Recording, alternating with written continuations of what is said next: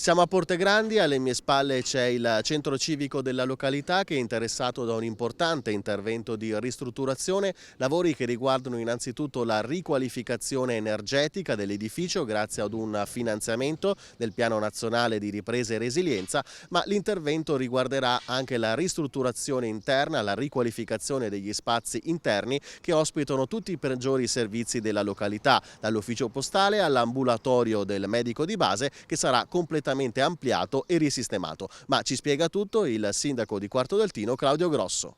Quest'opera fa parte di circa altre 7 cantieri che sono partiti e stanno partendo in questo periodo qua, quindi stiamo parlando di una mole lavoro e di una mole economica non indifferente.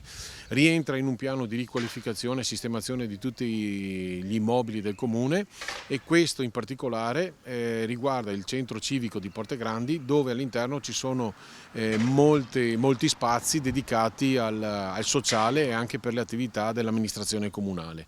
Parliamo di un intervento di circa 1.800.000 euro, di circa 900.000 euro avuti attraverso i fondi PNRR attraverso le città metropolitane e altri 130.000 circa per revisione dei prezzi.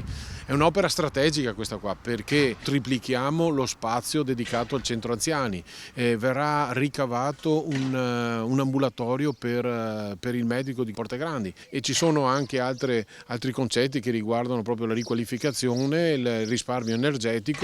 Questo sta anche a significare l'attenzione che noi poniamo sempre per le frazioni. Nel frattempo sono partiti anche i lavori di riqualificazione e sistemazione del centro civico di Altino con la sistemazione della copertura. Questa è la prima parte, il primo stralcio che proprio mettiamo in sicurezza e riqualifichiamo energeticamente tutta la struttura, dopodiché ci sarà un ulteriore stralcio che riguarderà proprio le finiture interne, quindi impianti, pitture, pavimenti e quant'altro insomma.